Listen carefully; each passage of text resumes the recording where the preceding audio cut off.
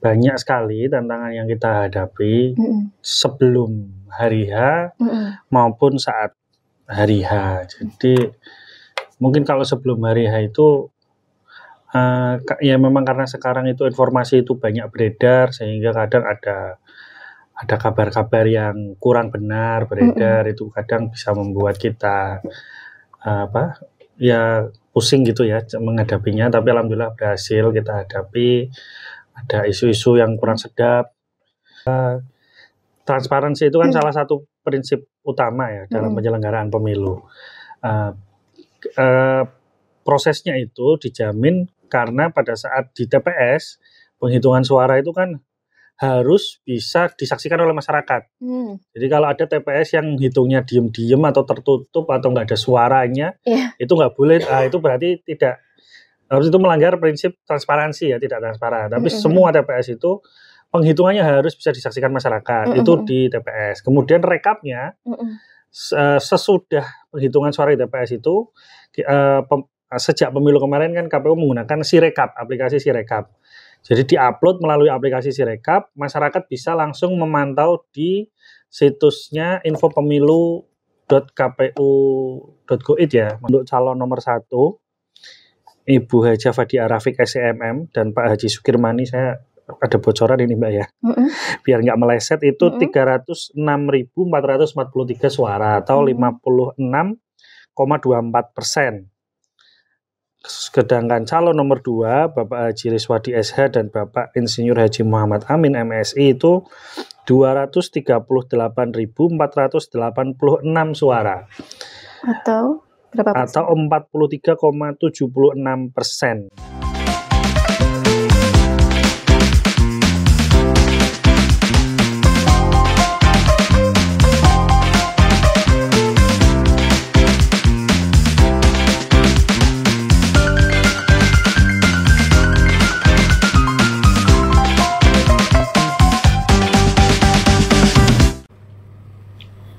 Assalamualaikum warahmatullahi wabarakatuh. Halo, selamat pagi Indonesia, selamat pagi warga Kabupaten Pekalongan yang masih setia bersama kami di 96.4 FM. Dipancar luaskan dari Komplek Alun-Alun Kota Kajen, inilah Radio Kota Santri, media informasi, aspirasi, dan edukasi Anda.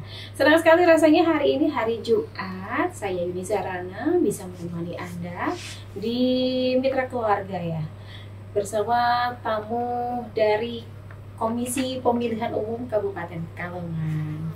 Seperti kita tahu bahwa pada tanggal 27 November 2024 lalu, warga Kabupaten Pekalongan sudah memberikan hak suaranya datang ke TPS untuk memberikan hak pilih mereka memilih kepala daerah, calon kepala daerah yang mereka kehendaki, yang mereka pilih pastinya ya.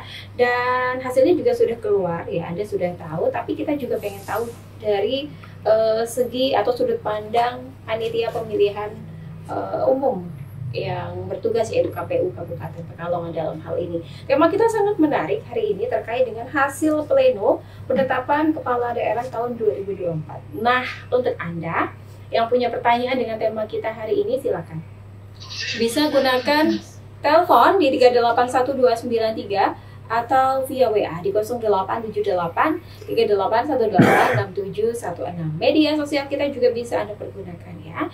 Di Facebook kita @rks dan follow akun Instagram kita @rks_kajen. Anda juga bisa mendengarkan siaran kami dari berbagai belahan dunia manapun, karena kami hadir juga lewat streaming di rks.pekalongankap.go.id. Langsung saja kita sapa. Selamat pagi Pak Syafiq Naksabandi. Pagi Mbak Yuni. Pagi ya, sehat ya Pak ya? Alhamdulillah sehat. Iya. Pak Syafiq ini adalah Komisioner KPU Divisi Teknis ya Pak ya? Divisi Teknis. Apa itu berarti? Berkaitan dengan teknis pastinya sesuai namanya ya? Iya. Kalau boleh tahu tugas pokok fungsinya nih, ya khususnya Divisi Pak Syafiq ya? Divisi Teknis itu yang menyelenggarakan teknis intinya pemilu, kira-kira begitu. Jadi yang menyelenggarakan, ya bukan menyelenggarakan, yang mengkomandoi gitu ya, kira-kira sebagai leading sektornya ketika hari H coblosan itu nanti mereka cara nyoblosnya gimana, cara ngitungnya gimana, terus kemudian rekap suaranya. Nah itu tugas utamanya divisi teknis penyelenggaraan pemilu. Seperti itu ya. Namanya juga inti, berarti pas hari itu sibuk banget ya Pak ya? Iya betul, yang ya benar bisa dibilang begitu. Yang punya gawe gitu ya, yang punya hajat. Dan mitra RKS, kita pengen tahu juga nih terkait dengan tahapan-tahapan yang sudah dilakukan oleh panitia penyelenggara pemilihan umum kemarin yaitu KPU. Pak Syafiq nih, tahapan dan mekanismenya seperti apa yang dilalui oleh KPU Kabupaten Pekalongan dalam menetapkan hasil pilkada kemarin, Pak? Oke, jadi menetapkan hasil atau penetapan hasil itu tahapan yang paling akhir ya, paling akhir setelah seluruh tahapan sebelumnya. Kalau kita runut ke belakang ya sebelum ditetapkan berarti kan kita rekapitulasi suara.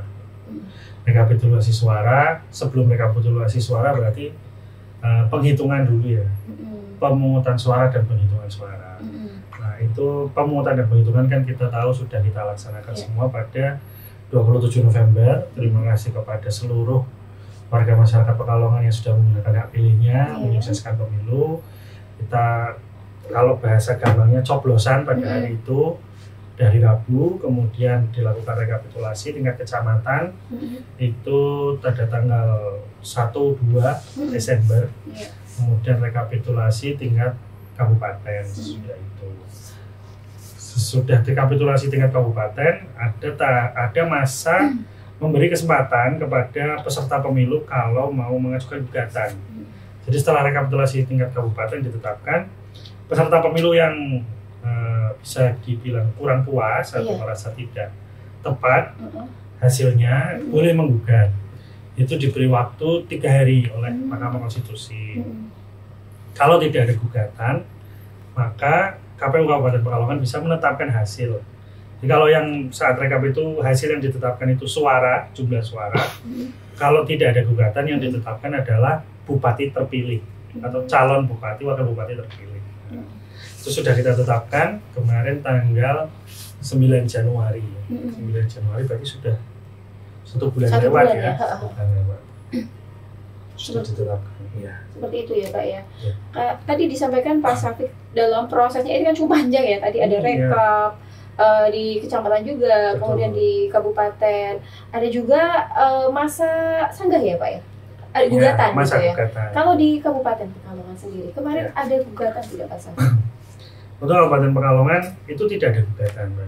Jadi sejak selesai rekap tingkat kabupaten, ada masa di mana peserta pemilu bisa mengajukan gugatan itu 3 hari sejak diketok dan mengajukannya kan ke Mahkamah Konstitusi di Jakarta. Itu kita pantau selama 3 hari tidak ada gugatan. Dan setelah 3 hari itu pada tanggal 6 Januari itu Mahkamah Konstitusi sudah mengeluarkan namanya BPRK. BPRK itu buku pencatatan registrasi perkara konstitusi, BRPK ya, buku registrasi perkara konstitusi. Itu isinya list-list kabupaten yang ada gugatannya. Dan untuk Kabupaten Pekalongan itu tidak ada di situ. Nah, karena tidak ada gugatan, maka KPU Kabupaten Pekalongan itu harus menetapkan calon bupati terpilih dan wakil bupati terpilih maksimal 3 hari sejak list itu diberikan oleh Mahkamah Konstitusi. Makanya kita tetapkan waktu itu di tanggal 9 Januari. Waktu itu kami tetapkan di Wiradesa ya, di Hotel Grendian pagi hari, jam 10 lah. Ya kalau tepatnya 10 berapa itu SK-nya? Kurang lebih ya. Acaranya jam 10. Seperti itu. Alhamdulillah berarti tidak ada gugatan gitu ya Pak ya, berjalan dengan lancar prosesnya. Nah tadi disampaikan prosesnya cukup panjang dan alhamdulillah semuanya berjalan dengan lancar ya Pak Syafiq ya. Alhamdulillah. Tapi pastinya juga ada beberapa hambatan atau tantangan ya. Kan juga tidak mudah. Itu banyak orang yang ada di dalamnya gitu ya Pak. Ada calon, kemudian juga ada masyarakat juga dengan beragam pola pikirnya. Seperti apa Pak Syafiq? Banyak sekali tantangan yang kita hadapi sebelum hari H maupun saat hari H. Jadi mungkin kalau sebelum hari H itu ya memang karena sekarang itu informasi itu banyak beredar sehingga kadang ada kabar-kabar yang kurang benar beredar, itu kadang bisa membuat kita ya pusing gitu ya menghadapinya, tapi alhamdulillah berhasil kita hadapi. Ada isu-isu yang kurang sedap itu mungkin kalau kita lihat se-Jawa Tengah itu termasuk yang prosesnya disoroti Kabupaten Pekalongan ini karena rame, sering muncul di media. Sejak ya banyak lah dari awal sampai ini sebelum hari H ya muncul di media, sehingga kita ini termasuk yang sering ditanyain. Kalau di forum-forum tingkat Jawa Tengah itu sering ditanyain gimana Pekalongan proses ininya gimana, karena sering muncul dan katanya itu sejak dulu katanya. Jadi kalau Kabupaten Pekalongan itu ya pilkadanya rame terus ya. Kemudian kalau di hari H itu ini ya, jadi pilkada tahun ini itu pas musim hujan, sama kayak pemilu itu sama-sama musim hujan. Yang mana kalau dulu itu kalau nggak salah kan dulu itu 2019, 2020 itu April gitu ya, jadi musim panas. Jadi ada hujan, ada banjir. H-2 coblosan itu saya ke Jeruk Sari itu ada TPS yang harus dipindah. Jadi yang harusnya di mana itu nggak bisa dipakai karena banjir. Oh, karena banjir. Jadi H-1 itu ada saran perbaikan dari Bawaslu, ini harus dipindah karena kalau banjir sudah nggak mungkin. Akhirnya dipindah. Kemudian di hari H tanggal 27 itu ada TPS yang kena angin tuh layosnya itu berterbangan. Kalau orang bilangnya masak-masik ya.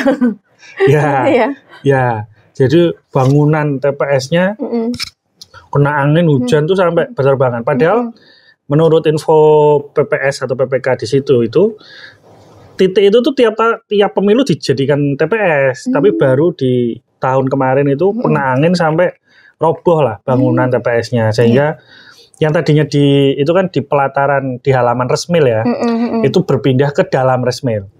Ya alhamdulillah logistiknya tidak apa-apa. Jadi surat suaranya, kotak suaranya, bilik suaranya semuanya masih aman, walaupun TPS-nya rubuh itu, layosnya ya. Akhirnya kita pindah ke dalam ruangan. Itu pun terjadinya sudah jam, kalau nggak salah itu menjelang jam 12 ya. Jadi pas, kalau bahasa orang Pekalongan ini pas tengangi tapi udah gede. Jadi akhirnya dipindah ke dalam.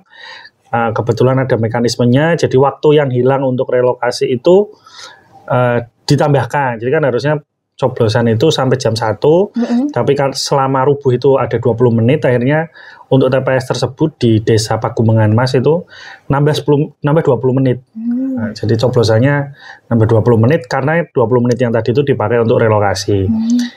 Tapi alhamdulillah semuanya bisa berjalan lancar, tidak sampai terhenti gitu ya. Dan tidak ada pemilihan suara ulang ya Pak? Tidak ada ya. Suara ulang. Itu memang kendala di luar di luar perkiraan manusia, karena itu betul. Lebih ke alam ya Pak ya. Alam, benar-benar kita nggak ngira Mbak, maksudnya terjadinya di Pagumengan Mas. Itu kecamatan mana Pak? Karangdadap. Kita nggak ngira, ternyata di Karangdadap. Padahal kalau kita bicara faktor hujan itu kan mikirnya mungkin daerah pesisir yang banjir atau daerah atas yang longsor kira-kira gitu. Ternyata di daerah yang Karangdadap itu bisa kena angin. Yang tidak terprediksi ya sebelumnya. Betul, ya. Iya. Tapi bisa saja terjadi ketika Tuhan berkehendak ya Mitra RKS. Kemudian terkait ini nih Pak, transparansi. Apalagi pemilih di Kabupaten Pekalongan kan cukup banyak ya Pak ya. Betul. Dan pastinya punya pemikiran sendiri-sendiri. Kadang ada yang mungkin bertanya soal transparansi dan akuransi juga, khususnya terkait dengan penetapan dan penghitungan suara nih Pak. Seperti apa nih KPU memastikan hal itu semua? Oke, transparansi itu kan salah satu prinsip utama ya dalam penyelenggaraan pemilu. Prosesnya itu dijamin karena pada saat di TPS penghitungan suara itu kan harus bisa disaksikan oleh masyarakat. Jadi kalau ada TPS yang hitungnya diem-diem atau tertutup atau nggak ada suaranya, itu nggak boleh. Itu berarti tidak, itu melanggar prinsip transparansi ya, tidak transparan. Tapi semua TPS itu penghitungannya harus bisa disaksikan masyarakat. Itu di TPS. Kemudian rekapnya sesudah penghitungan suara di TPS itu sejak pemilu kemarin kan KPU menggunakan Sirekap, aplikasi Sirekap. Jadi diupload melalui aplikasi Sirekap, masyarakat bisa langsung memantau di situsnya info pemilu www.kpu.go.id ya, maksudnya di website pusat tapi di portalnya Info Pemilu, itu jam 11 malam di tanggal 27, 11 malam itu semua sudah terupload. Jadi itu menjamin transparansinya. Jadi kalau pada saat di TPS masyarakat bisa saksikan sendiri karena memang harus bisa disaksikan. Rekapnya itu C1-nya itu semuanya terupload. Sehingga waktu nanti rekap di kecamatan itu saksi ataupun pengawas itu bisa memastikan suaranya nggak berubah gitu. Jadi suara itu tetap. Nah, disitulah kita menjaga transparansinya, menunjukkan transparansinya di situ, Mbak ini. Kemudian akurasinya juga. Ya, akurasinya kita pastikan. Karena berkaca dari, mohon maaf, dari pemilu sebelumnya gitu ya Pak ya, sebelum pilkada ini kan ada pemilu kemarin. Betul. Ya. Kan masyarakat itu mempertanyakan soal aplikasi yang tadi digunakan, Sirekap gitu ya. Iya. Dimana pemanfaatan teknologi ini mungkin tujuannya baik, tapi juga ada beberapa orang yang mungkin kurang percaya juga gitu ya Pak. Tapi sudah dibenahi pastinya oleh KPU. Sudah, jadi memang alhamdulillah memang ini ya namanya berproses, kita selalu ingin menjadi lebih baik. Sirekap yang digunakan pada pilkada kemarin itu saya bisa nyatakan sangat jauh lebih baik daripada Sirekap yang dipakai pada saat pemilu. Walaupun yang saat pemilu juga nggak sampai membuat sampai terjadi kesalahan fatal, tidak. Cuma bedanya itu kan kalau pada saat pemilu itu ada 5 pemilihan ya. Nah, sehingga kalau mau mantau itu yang mana nanti satu pemilihan DPRD itu ada 20 plano, itu kan ribet. Tapi kalau yang pemilu kemarin itu kan cuma ada 2 pemilihan, gubernur dan bupati. Satu pemilihannya cuma 3 plano. Jadi saya yakin 3 plano dan hanya ada 2 suara kan.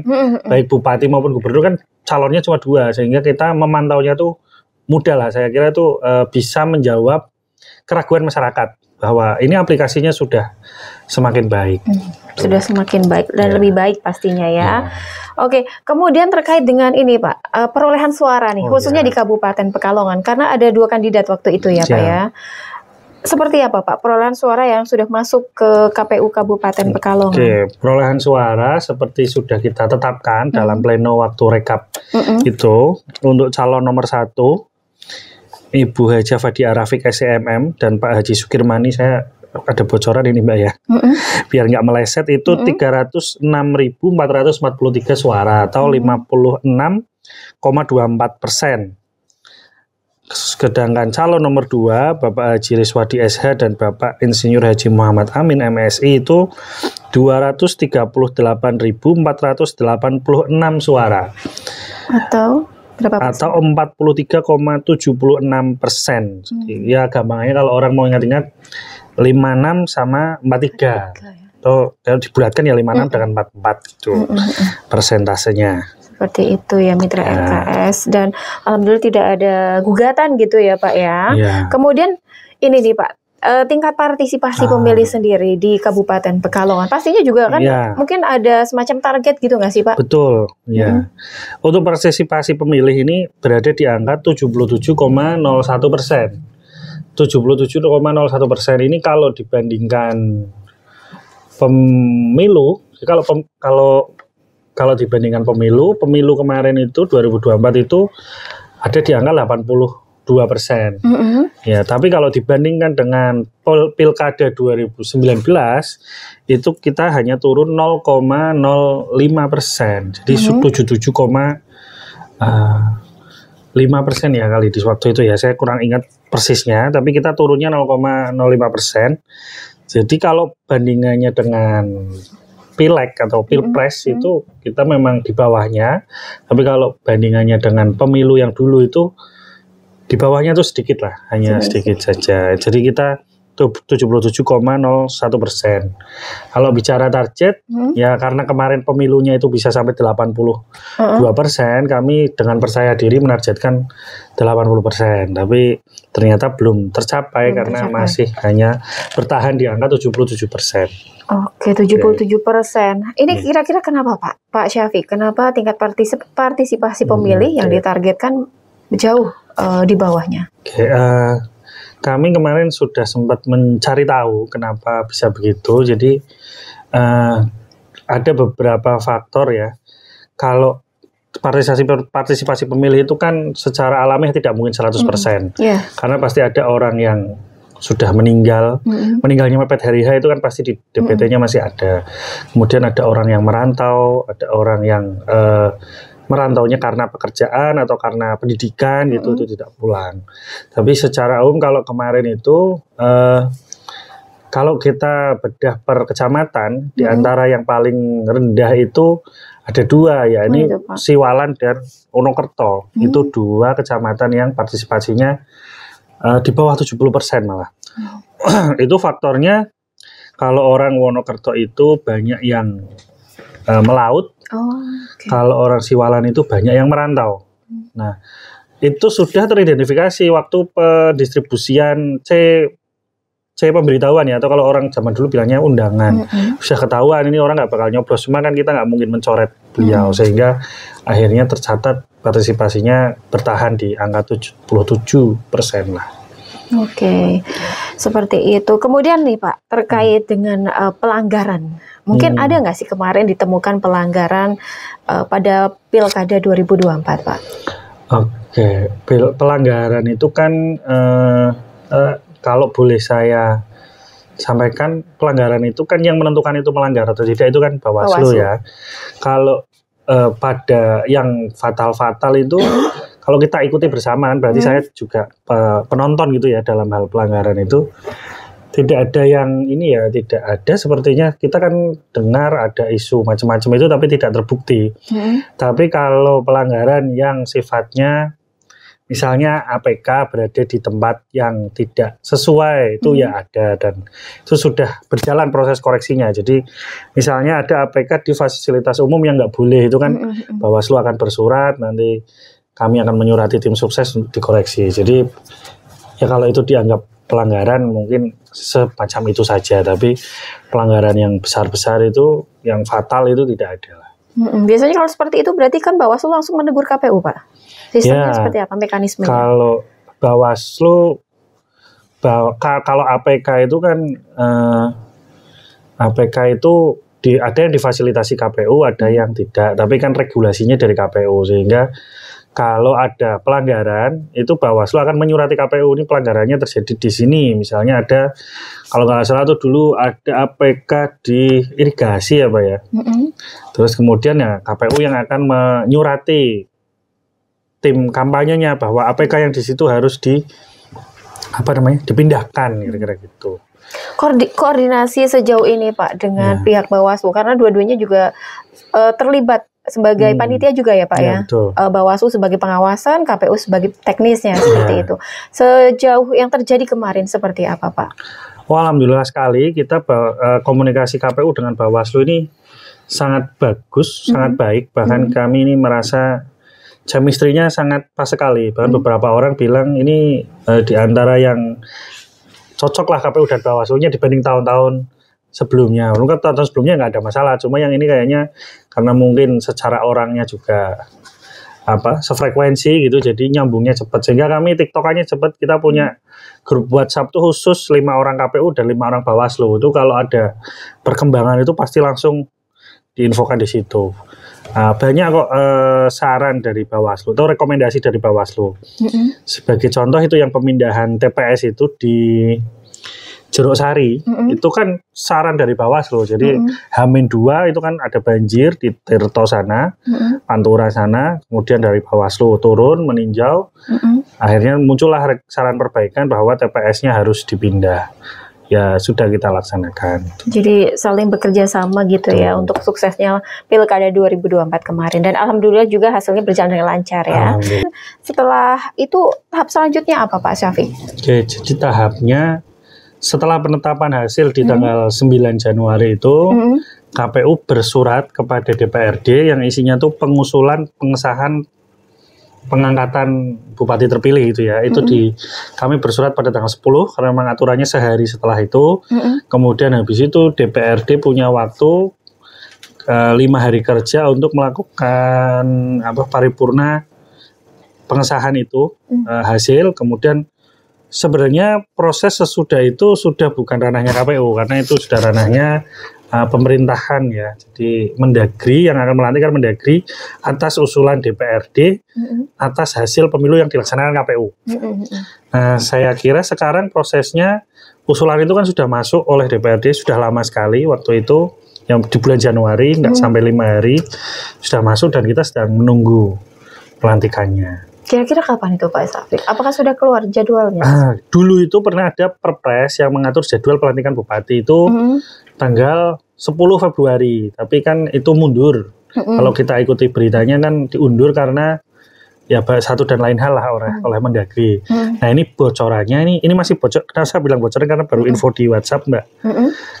Kan dilaksanakan tanggal 20 Februari di Jakarta. Di Jakarta. Serentak semua bupati, maksudnya seluruh daerah yang tidak ada gugatan. Oh, yang tidak ada gugatan ya. Akan dilaksanakan bareng-bareng di Istana Negara. Termasuk Kabupaten Pekalongan ya, karena Pekalongan tidak ada gugatan ya Pak ya. Betul. Ya. Kemudian dari KPU sendiri Pak Syafiq, bagaimana mempersiapkannya nih proses transisi masa pemerintahan yang baru? Wah kalau itu sebenarnya itu bukan ranahnya KPU ya, mungkin itu pemerintah daerah yang mempersiapkan itu. KPU hanya ya melaksanakan pemilihan untuk bahwa yang jadi bupati terpilih adalah ini. Sudah. Habis itu soal transisi pemerintahan itu bukan ranahnya. Langsung KPU. Diserahkan ya. Hanya mendukung saja ketika diperlukan gitu ya Pak ya. Manakala koordinasi. Ya, biasanya administrasi aja. Misalnya ini butuh SK KPU tentang suara, tentang calon terpilih gitu. Biasanya begitu. Oke, dan ini sudah lumayan agak santai berarti ya Pak Syafiq ya. Karena prosesnya tinggal menunggu pelantikan berarti ya. Betul, kita sama-sama menunggu. Saya kira kalau menunggu pelantikan itu bukan hanya KPU tapi semua orang ya. Satu kabupaten kita menunggu pelantikan bupati selanjutnya, bupati dan wakil bupati. Iya. Kalau menurut Pak Syafiq nih, dari sudut pandang KPU ya, sebagai penyelenggara, apakah pilkada kemarin itu termasuk pilkada yang cukup sukses, Pak Syafiq?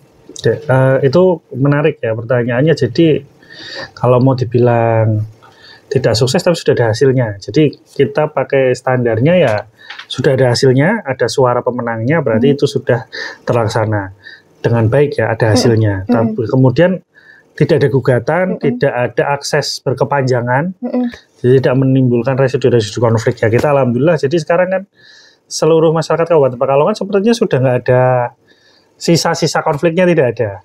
Nggak ada lagi, baik di medsos maupun di dunia nyata kita semua sudah ya kembali ke kehidupan masing-masing lah, melaksanakan rutinitasnya. Iya, saling berpegangan tangan lagi gitu ya. Kalau kemarin ya wajar, namanya juga beda pilihan ya Pak ya. Namanya juga kontestasi. Iya, kemudian evaluasi yang dilakukan dari KPU. Pastinya dari tiap pemilihan itu kan pasti ada warnanya sendiri-sendiri ya Pak Syafiq ya. Betul. Kalau di Pilkada 2024 kemarin Pak Syafiq, evaluasi dari KPU sendiri seperti apa kira-kira? Ya, kemarin itu secara teknis itu ada ketidakcocokan dengan musim, kalau saya bilang begitu. Jadi dulu pemilu itu selalu musim panas, kemarin itu musim hujan, sehingga banyak was-wasnya.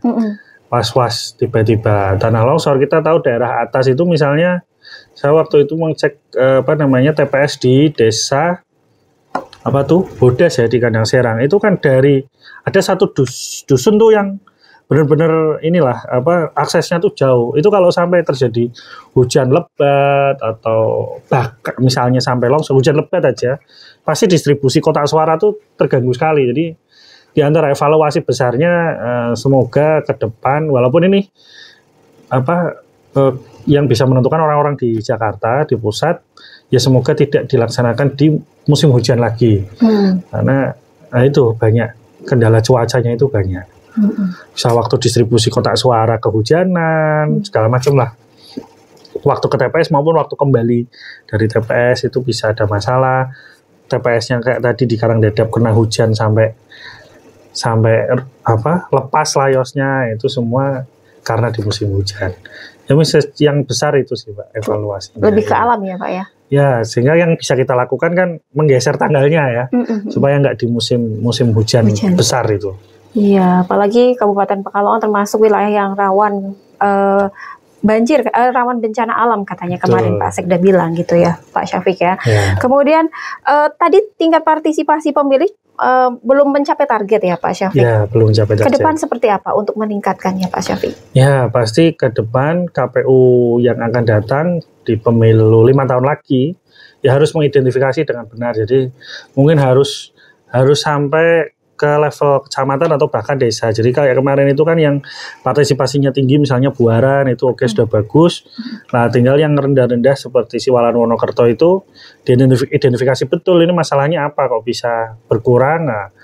Nah baru bisa dirumuskan solusinya, mungkin sudah spesifik tiap tempat berbeda-beda kali ya, nggak bisa disamakan.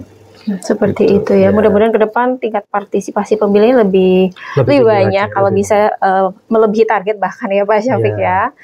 Dan terima kasih Pak Syafiq sudah hadir. Ternyata waktu kita udah habis, udah jam 11 kurang 2 menit Mitra RKS.